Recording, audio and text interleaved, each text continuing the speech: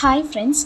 അപ്പോൾ എല്ലാവർക്കുമുള്ള സംശയമാണ്, ക്ലീ എക്സാം എഴുതുന്ന എല്ലാവർക്കും ഉള്ളൊരു സംശയമാണ്, എത്ര മാർക്സ് സ്കോർ ചെയ്താലാണ് നമുക്ക് ക്ലീ ക്രാക്ക് ചെയ്യാൻ പറ്റുക, എത്ര മാർക്സ് സ്കോർ ചെയ്താലാണ് നല്ലൊരു റാങ്ക് മേടിക്കാൻ പറ്റുന്നത്, ഒരു സേഫർ പൊസിഷനിൽ എത്താൻ പറ്റുന്നത് എന്നുള്ള കാര്യം. അപ്പോൾ അങ്ങനെ കാര്യം അതറിയാൻ വേണ്ടിയിട്ട് നമ്മൾ എന്താ നോക്കുന്നത്, കഴിഞ്ഞ വർഷത്തെ മാർക്ക് റാങ്ക് ഡീറ്റെയിൽസ് ആണ് നോക്കുന്നത്. അതായത് ഓരോ മുൻപത്തെ വർഷവും നമുക്ക് എത്ര മാർക്സ് മേടിച്ചപ്പോഴാണ് ഇത്ര ഒരു ഫസ്റ്റ് റാങ്ക് കിട്ടിയത്, അല്ലെങ്കിൽ ഒരു ഗവൺമെൻറ് ലോ കോളേജിൽ കയറാൻ പറ്റുന്ന ഒരു റാങ്ക് കിട്ടിയത്.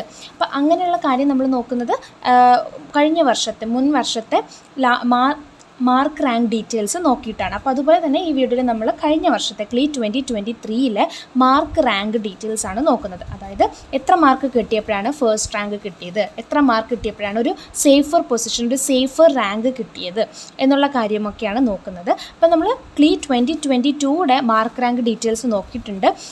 അപ്പം ഈ 2 വർഷം നമ്മൾ ഇങ്ങനെ ഓരോ വർഷം നോക്കിക്കഴിയുമ്പോൾ മാർക്കിൽ വ്യത്യാസം വരാറുണ്ട്. അതായത് ഫസ്റ്റ് റാങ്ക് കിട്ടുന്ന ആൾ മേടിക്കുന്ന റാങ്ക് വ്യത്യാസം വരാറുണ്ട്.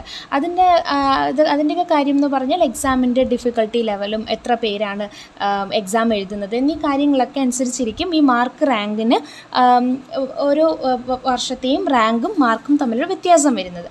അതുപോലെ തന്നെ നമ്മൾ കഴിഞ്ഞ വർഷത്തെ വീഡിയോ ചെയ്തിട്ടുണ്ട്, 2022 ആ വീഡിയോ കാണാത്തവർ കാണുക. അപ്പം അതും ഈ വീഡിയോ നിങ്ങൾ കണ്ടു കഴിയുമ്പോൾ തന്നെ നിങ്ങൾക്ക് മനസ്സിലാവും, വലിയ വ്യത്യാസമൊന്നും ഉണ്ടാവില്ല, ചെറിയ വ്യത്യാസമാണ്. എന്നാലും നിങ്ങൾ നോക്കുക എത്ര മാർക്സിനാണ് ഓരോരുത്തർക്ക് പോകുന്നത്. ചിലപ്പോൾ കഴിഞ്ഞ വർഷം കിട്ടിയ മാർക്ക് ഇപ്രാവശ്യം കിട്ടിയാലും നമുക്ക് ആ ഒരു റാങ്കിൽ എത്തിപ്പെടാൻ പറ്റില്ല. അങ്ങനെയൊക്കെ വ്യത്യാസങ്ങൾ വരാറുണ്ട്. അപ്പോൾ എന്തായാലും നമുക്ക് മാർക്ക് റാങ്ക് ഡീറ്റെയിൽസ് നോക്കാം. കഴിഞ്ഞ വർഷത്തെ ഇത് നോക്കുമ്പോൾ നമുക്ക് ഏകദേശം എത്ര മാർക്ക് കിട്ടിയാലാണ് ഒരു ഗവൺമെൻറ് ലോ കോളേജിൽ കയറാൻ പറ്റുന്നത്, ഒരു നല്ല റാങ്ക് വാങ്ങാൻ പറ്റുന്നത് എന്ന് നോക്കാം.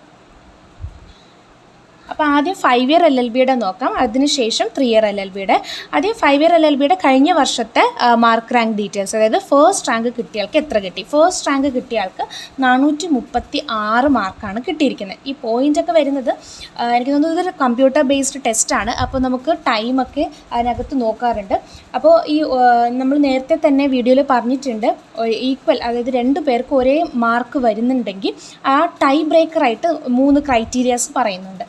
നമ്മൾ ലീഗൽ സെക്ഷനിലെ മാർക്ക് നോക്കും, അതിനുശേഷം ഇംഗ്ലീഷിൽ നോക്കും, അതും സെയിം ആണെങ്കിൽ നമ്മൾ ഏജ് നോക്കും. അപ്പോൾ അങ്ങനെയൊക്കെ നോക്കാറുണ്ട്. അപ്പം കമ്പ്യൂട്ടർ ബേസ്ഡ് ടെസ്റ്റ് ആയതുകൊണ്ട് എനിക്ക് തോന്നുന്നു ടൈം അവർ കണക്കിലെടുത്തിട്ടായിരിക്കാം ഈ പോയിൻ്റ് എടുക്കുന്നത്. പക്ഷേ അതിൻ്റെ ക്രൈറ്റീരിയ എന്താണെന്നുള്ളത് നമ്മുടെ പ്രോസ്പെക്ടസിലൊന്നും ഇല്ല. ഈ കഴിഞ്ഞ 2 വർഷങ്ങളായിട്ടാണ് ഈ പോയിൻ്റ് വെച്ചിട്ടുള്ള മാർക്ക് ഇപ്പോൾ കിട്ടുന്നത്. അപ്പോൾ ആ പോയിൻ്റ് അടിസ്ഥാനത്തിൽ നമുക്ക് എന്ത് ചെയ്യാം, റാങ്ക് ഒരേ മാർക്ക് മേടിച്ച ആൾ തന്നെ ഈ പോയിന്റിൽ വ്യത്യാസം വരുമ്പോൾ ഫസ്റ്റും സെക്കൻഡും ആയിട്ടൊക്കെ പോകാറുണ്ട്. അപ്പോൾ ഈ ഫസ്റ്റ് റാങ്ക് വാങ്ങിച്ച ആളുടെ മാർക്ക് എന്ന് പറയുന്നത് 436 മാർക്കാണ്. സെക്കൻഡ് റാങ്ക് വാങ്ങിച്ച ആളുടെ 410 ആണ്. Third rank 401. പിന്നെ ഫോർത്ത് റാങ്കിൻ്റെ നമ്മളുടെ റാങ്ക് ലിസ്റ്റിനകത്ത് ഫോർത്ത് റാങ്ക് കണ്ടില്ല, ചിലപ്പോൾ വിത്ത് ഹെൽഡ് ആയിട്ടാണോ എന്നറിയില്ല. ഫോർത്ത് റാങ്കിൻ്റെ കണ്ടില്ല. അത് ഫിഫ്ത്ത് റാങ്കിൻ്റെ 391 മാർക്ക് വന്നിരിക്കുന്നത്. അപ്പോൾ ഇത്രയും നമ്മൾ നോക്കിക്കഴിഞ്ഞപ്പോൾ ചെറിയ വ്യത്യാസങ്ങളുണ്ട് മാർക്കിൽ, അല്ലേ, നമുക്ക് കാണാൻ പറ്റുന്ന രീതിയിലുള്ള വ്യത്യാസമുണ്ട്. പക്ഷേ അടുത്ത് നോക്കിയ 6th റാങ്ക് വന്നപ്പോൾ 391 തന്നെയാണ് അയാളുടെ മാർക്ക്. പക്ഷേ പോയിൻ്റ് വന്ന് വ്യത്യാസം വന്നിട്ടുണ്ട്. ചിലപ്പോൾ ടൈം നോക്കുന്നുണ്ടോ എന്നുള്ള കാര്യം എനിക്ക് സംശയമുണ്ട്, കാരണം പ്രോസ്പെക്ടസിലൊന്നും അത് പറയുന്നില്ല. ഇപ്പോൾ 2 വർഷമായിട്ടാണ് ഈ പോയിൻറ്റിൻ്റെ അടിസ്ഥാനം വന്നിട്ടുള്ളത്. പക്ഷേ ടൈ ബ്രേക്കറായിട്ട് നമ്മളുടെ പ്രോസ്പെക്ടസിൽ പറയുന്നത് ലീഗൽ സെക്ഷനിലെ മാർക്കാണ്. അത് കഴിഞ്ഞ് അതും സെയിം ആണെങ്കിൽ ഇംഗ്ലീഷ്, അതും സെയിം ആണെങ്കിൽ പിന്നെ ഏജ് നോക്കും. അപ്പോൾ ഇവിടെ ആ പോയിൻറ്റിൻ്റെ വ്യത്യാസത്തിൽ 5th 6th റാങ്കായിട്ട് മാറിയിട്ടുണ്ട്. അപ്പോൾ ഈ മാർക്ക് റാങ്ക് ഡീറ്റെയിൽസ് എടുത്തിട്ടുള്ളത് നമ്മുടെ കഴിഞ്ഞ വർഷത്തെ റാങ്ക് ലിസ്റ്റിൽ നിന്ന് നമ്മൾ ഓരോ മാർക്കും ഓരോ റാങ്കിനും കിട്ടിയ മാർക്ക് എടുത്തിട്ടാണ് നമ്മൾ ഈ മാർക്ക് റാങ്ക് ഡീറ്റെയിൽസ് വെച്ചിരിക്കുന്നത്. നമുക്ക് ഇങ്ങനെ ഒരു PDF അവൈലബിൾ അല്ല. മാർക്ക് റാങ്ക് ഡീറ്റെയിൽസ് എന്ന് പറഞ്ഞിട്ട് സെപ്പറേറ്റ് ഓരോ റാങ്കിൻ്റെ മാർക്ക് അങ്ങനെ നമുക്ക് അവൈലബിൾ അല്ല. പക്ഷേ കഴിഞ്ഞ വർഷത്തെ റാങ്ക് ലിസ്റ്റ് എടുത്തിട്ട്, പക്ഷേ അതിലെല്ലാം നമ്മൾ അതിൽ ആപ്ലിക്കേഷൻ, അതായത് രജിസ്ട്രേഷൻ നമ്പറിൻ്റെ ഓർഡറിലാണ് കിടക്കുന്നത്. അതിൽ അയാൾക്ക് എത്ര റാങ്ക് കിട്ടി, മാർക്ക് കിട്ടി, ഇങ്ങനെ ഈ എത്ര എക്സാം എഴുതി, 5000 കുട്ടികൾ എഴുതിയിട്ടുണ്ടെങ്കിൽ 5000 പേരുടെയും അതിനകത്ത് ഉണ്ടാകും. അപ്പോൾ അതിനകത്ത് നിന്ന് നോക്കി നമ്മൾ തരം തിരിച്ച് ഓരോന്നായിട്ട് ഫസ്റ്റ് റാങ്ക്, സെക്കൻഡ് റാങ്ക് അങ്ങനെ മാറ്റിയെടുത്തിട്ടുള്ളതാണ് ഈ വീഡിയോയിൽ നിങ്ങൾ കാണുന്നത്. പിന്നെ 7th റാങ്ക് കിട്ടിയ ആൾക്ക് 386 മാർക്കാണ്. എയ്ത്ത് റാങ്ക് 376, 9th റാങ്ക് വന്നിരിക്കുന്നത് 360, 10th റാങ്ക് വന്നിരിക്കുന്നത് 355. അതുപോലെ 50th റാങ്കും കൂടി നമ്മൾ നോക്കിയിട്ടുണ്ട് 309. നമ്മൾ ഇത്രയും റാങ്ക് നോക്കിയപ്പോൾ ചെറിയ വ്യത്യാസം മാർക്കുകളിൽ ഉണ്ട്. പക്ഷേ നമ്മൾ ഇനി അങ്ങോട്ട് പോകുമ്പോൾ ചെറിയ ചെറിയ വ്യത്യാസം, അതായത് 1 മാർക്കിനൊക്കെയാണ് നല്ല ഡിഫറൻസ് വരുന്നത് റാങ്കിന്. അപ്പോൾ അതുപോലെ ഒരേ മാർക്കുള്ള ആൾക്കാർക്ക് പല റാങ്ക്, ഒരേ മാർക്ക് വന്നിട്ടുള്ള ഒരുപാട് 4 5 പേരൊക്കെ വന്നിട്ടുണ്ട്. അപ്പോൾ അത്രയും മാർക്ക്, എത്ര മാർക്ക് വാങ്ങിച്ചാലും നമ്മൾക്ക് അതേ മാർക്കിലുള്ള മറ്റാൾക്കാരുണ്ടെങ്കിൽ റാങ്കിൽ അത്രയും വ്യത്യാസം വരും എന്നുള്ള കാര്യം കൂടി നോക്കുക. ഫസ്റ്റ് ഇത്രയും റാങ്കിൽ നമുക്ക് ഇത്ര മാർക്ക് ഏകദേശം നമുക്ക് ഡിഫറൻസ് കാണാൻ പറ്റുന്നുണ്ട്. പക്ഷേ ഇനി അങ്ങോട്ട് പോകുമ്പോൾ അത്രയും വലിയ ഡിഫറൻസ് ഒന്നും ഇല്ല. ഇപ്പോൾ 100ാമത്തെ റാങ്ക് വാങ്ങിച്ച ആളുടെ നോക്കിയേ 284 ആണ് മാർക്ക് വന്നിരിക്കുന്നത്. പിന്നെ ഞാൻ അതിൻ്റെ ഇടയ്ക്ക് 100 പേരുണ്ട്. അത് കഴിഞ്ഞ് 200ാമത്തെ റാങ്ക് നോക്കുമ്പോൾ 253, വലിയ ഡിഫറൻസ് ഒന്നുമില്ല, ഒരു 30 മാർക്കിൻ്റെ ഡിഫറൻസ് ആണ് 100 റാങ്ക് വരെ വ്യത്യാസമായി പോയത്. അതുപോലെ 300ാമത്തെ റാങ്ക് നോക്കി 236 മാർക്ക്, 400ാമത്തെ റാങ്ക് നോക്കിയപ്പോൾ 220, അവിടെ ഒരു 16 മാർക്കിൻ്റെ വ്യത്യാസത്തിൽ 100 റാങ്ക് കടന്നു. പിന്നെ 500ാമത്തെ റാങ്ക് നോക്കിയപ്പോൾ 209ാമത്തെ മാർക്കാണ് കിട്ടിയിരിക്കുന്നത്. 500ാമത്തെ റാങ്ക് വാങ്ങിച്ച ആൾക്ക് 209. അതുപോലെ 600 റാങ്ക് നോക്കിയപ്പോൾ അതിന് മാർക്ക് 198, 700 നോക്കിയപ്പോൾ 188, 800 റാങ്ക് വാങ്ങിച്ച ആൾക്ക് 180 വരും. 8 മാർക്ക് ആണ് ഈ 8 മാർക്കിൻ്റെ വ്യത്യാസമാണ് 100 റാങ്കിൽ പിന്തള്ളപ്പെട്ടിരിക്കുന്നത്. അതുപോലെ 900th റാങ്ക് വാങ്ങിച്ച ആൾക്ക് 173ാമത്തെ മാർക്കും 173 മാർക്കും, 1000 റാങ്ക് വാങ്ങിച്ച 1000 അതായത് 1000th റാങ്ക് വാങ്ങിച്ച ആൾ 166 മാർക്കാണ് അയാൾക്ക് കിട്ടിയിരിക്കുന്നത്. 1500 135 മാർക്ക്, 2000 108, 2500 85, 3000 62. അപ്പോൾ നിങ്ങൾ ഇതിനകത്ത് നമുക്കറിയാമല്ലോ, എക്സാം ക്വാളിഫൈ ആകണം എന്നുണ്ടെങ്കിൽ, അതായത് റാങ്ക് നിങ്ങൾക്ക് എത്ര റാങ്ക് കിട്ടി എന്ന് റാങ്ക് ലിസ്റ്റിൽ വരണം എന്നുണ്ടെങ്കിൽ നിങ്ങൾക്ക് 60 മാർക്ക് വേണം. ജനറൽ SC/BC കാറ്റഗറി ആണെങ്കിൽ, SC/ST കാറ്റഗറി ആണെങ്കിൽ 30 മാർക്ക്. ഈ മിനിമം ഇത്ര മാർക്കെങ്കിലും 60 മാർക്ക് ഉണ്ടെങ്കിൽ മാത്രമേ റാങ്ക് ലിസ്റ്റിൽ നിങ്ങൾക്ക് റാങ്ക് കിട്ടുള്ളൂ. അതുപോലെ SC/ST ആണെങ്കിൽ 30 മാർക്ക് മിനിമം. അതാണ് നിങ്ങളുടെ ഈ എക്സാമിനേഷൻ്റെ മാർക്ക്, ക്വാളിഫയിങ് മാർക്ക് എന്ന് പറയുന്നത്. അപ്പോൾ ഇത് 5 ഇയറിൻ്റെ കഴിഞ്ഞ വർഷത്തെയാണ് നമ്മൾ നോക്കിയത്. ഇനി നമുക്ക് 3 ഇയറിൻ്റെ നോക്കാം.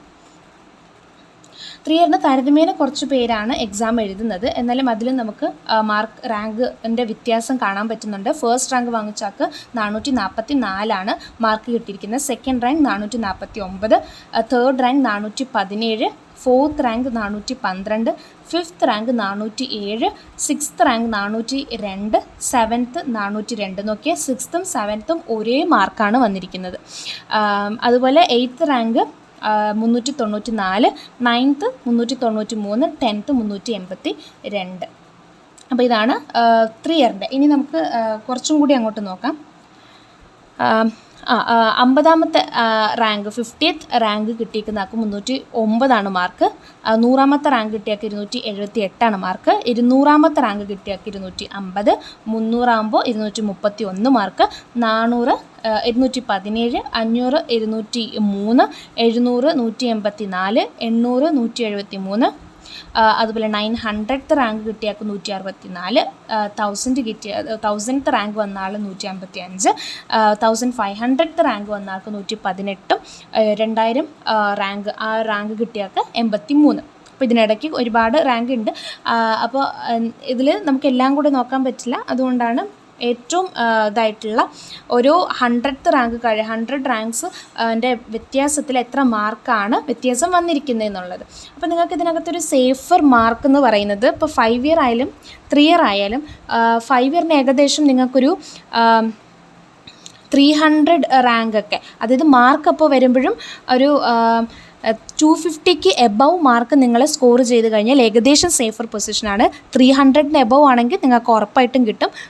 ഒരു 250 230ക്കൊക്കെ മുകളിൽ 250 ഏകദേശം നമ്മൾ സ്കോർ ചെയ്യാൻ പറ്റിയാൽ നിങ്ങൾക്ക് ഒരു ഗവൺമെൻറ് ലോ കോളേജ് കിട്ടാനുള്ള ചാൻസ് ഉണ്ട്. അപ്പോൾ 3 ഇയർ LLB ആണെങ്കിലും നമുക്കൊരു 250 തന്നെയാണ് അവിടെയും പറയുന്നത്. 250 230 ഒക്കെ നിങ്ങൾക്കൊരു മിനിമം സ്കോർ ചെയ്യാൻ പറ്റിയാൽ നിങ്ങൾക്ക് എന്തായാലും ഉറപ്പായിട്ടും ഗവൺമെൻറ് സീറ്റ് കിട്ടും. അപ്പോൾ അങ്ങനെ ഒരു 250 ഒക്കെ ഏറ്റവും മിനിമം നിങ്ങളൊരു 250 സ്കോർ ചെയ്യാനായിട്ട് ശ്രമിക്കുക. 250 പക്ഷേ 250ക്ക് മാർക്കിനുള്ളത് എഴുതി, അതുകൊണ്ട് ഇനി വിട്ടു എന്ന് അതായത് 250 മാർക്കിനുള്ളത് ഞാൻ എഴുതി കഴിഞ്ഞു, അപ്പോൾ ഇനി എനിക്ക് റാങ്ക് വേണ്ട, എനിക്ക് അത്യാവശ്യം മാർക്ക് ഉണ്ട് എന്നുള്ളത് വെച്ച് വിട്ട് കളയാതെ നിങ്ങൾ മാക്സിമം നെഗറ്റീവൊക്കെ കുറച്ച് എഴുതാനായിട്ടാണ് ശ്രമിക്കേണ്ടത് എക്സാം. അപ്പോൾ ഒരു 250 ആണ് ഏറ്റവും മിനിമം പറയുന്നത്. 250 സ്കോർ ചെയ്താലും ചിലപ്പോൾ നമുക്ക് ഒരുപാട് പേർക്ക് മാർക്ക് ഈ 250 എബവ് ഉണ്ടെങ്കിൽ അവിടെയും നമുക്ക് ചാൻസ് കുറയും. അപ്പം എന്തായാലും ഒരു 250-300 റേഞ്ചിൽ എന്തായാലും മേടിക്കാനായിട്ട് നോക്കണം. ഓക്കെ, അപ്പോൾ ഓരോ വർഷവും വ്യത്യാസം വരും. നേരത്തെ നമുക്ക് കഴിഞ്ഞ 2022 നിങ്ങൾക്ക് എടുത്ത് നോക്കിക്കഴിഞ്ഞാൽ അതിൻ്റെ വീഡിയോ ചെയ്തിട്ടുണ്ട്, അത് നിങ്ങൾ എടുത്ത് നോക്കിക്കഴിഞ്ഞാൽ അറിയാൻ പറ്റും അവിടുത്തെ മാർക്ക് എത്രത്തോളം വ്യത്യാസമുണ്ട് എന്നുള്ളത്. അപ്പോൾ ഇത്രയാണ് ഈ വീഡിയോയിൽ പറയുന്നത്. നിങ്ങൾക്ക് ഏകദേശം ഒരു ഐഡിയ കിട്ടിക്കാണുമെന്ന് വിചാരിക്കുന്നു. ഓക്കെ.